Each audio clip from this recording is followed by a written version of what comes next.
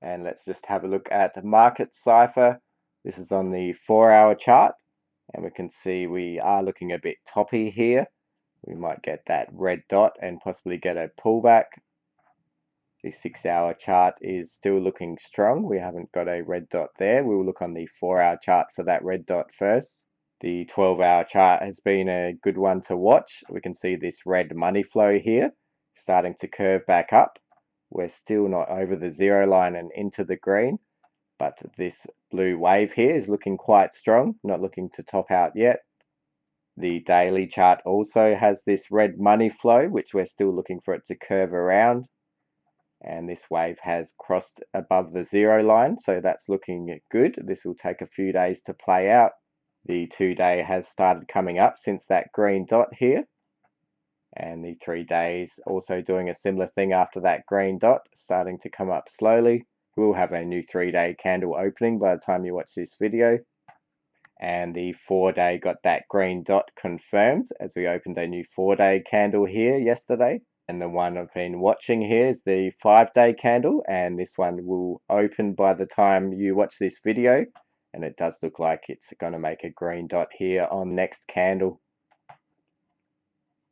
So as we've mentioned, we looked at the 1-day first, and it followed onto the 2-day, then the 3-day, then the 4-day, and we looked for those green dots from the lower time frame, moving to the higher time frames over this past couple of weeks. Finally, we did open a new weekly candle, and we can see this is still closing up here. So I think maybe another couple of weeks before we do get that green dot.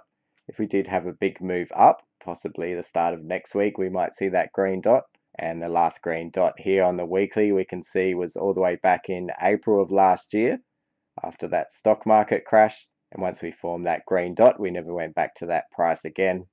So now I want to do some projections on when this death cross possibly will happen and what we need to do to prevent it. So we'll go into Excel to look at some data on that. So I've just made this Excel spreadsheet here, just showing the closing price, the 50-day moving average, the 200-day moving average, and the difference between the two. And obviously when the difference becomes zero, they'll cross. So you can see the last closing price here was at 38,990. If we were to stay at 40,000, when would we get that death cross? We can see here it goes into the negative, so they cross, and that would be around June 20th. And just looking at that on a chart, we can see here they would cross if the price were to stay here at 40,000 until June 20th. And just zoomed in here so you can see it a bit clearer. So what if we were to go up $1,000 a day? What would that projection look like? Well, we can see we would still get that death cross, and it would still occur on June 20th. Just to show you that here, the blue line is the price going up. We can see we'd still get that death cross, and just zoomed in a bit further. So let's try a $2,000 a day price increase. We can see we'll still get that death cross, and it would happen around June 22nd.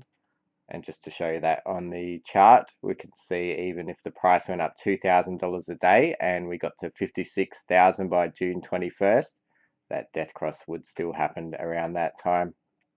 So what price would we need to increase by to prevent this cross? Well, that price approximately would be an increase of 2,600 per day. And we can see they would get close to crossing here.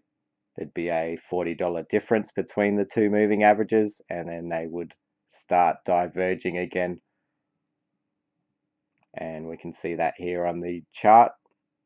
This is quite a steep increase. At the point where it prevents the cross, we would need to be around 60,800 if we did follow this linear price increase per day. And just zoomed in a bit further here. So it does look like the cross is going to happen. So just want to show you one more chart here. And what this chart does is it looks at the previous cycle. It takes 1,458 days for that approximate 4-year cycle.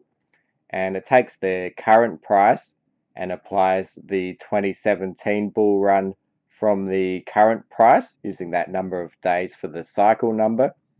So basically it will project tomorrow's price as price movements from 1,458 days ago and apply it to the current cycle. So it's basically just showing you what 2017 did at the same point in the cycle, but taking it from the current price in this cycle.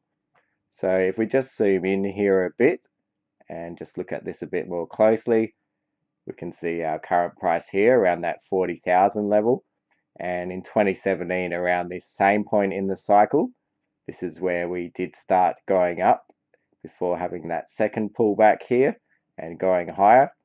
So applying 2017 over the current price cycle and just zooming in a bit more, we can see that would take us up here to around 50,000. Then we might get a small pullback to 46,000 and then make a bigger move towards this 80 to 89,000 level and then get another big pullback to around 58,000 and then carry on the rest of the bull market, and it would project the top around 350,000.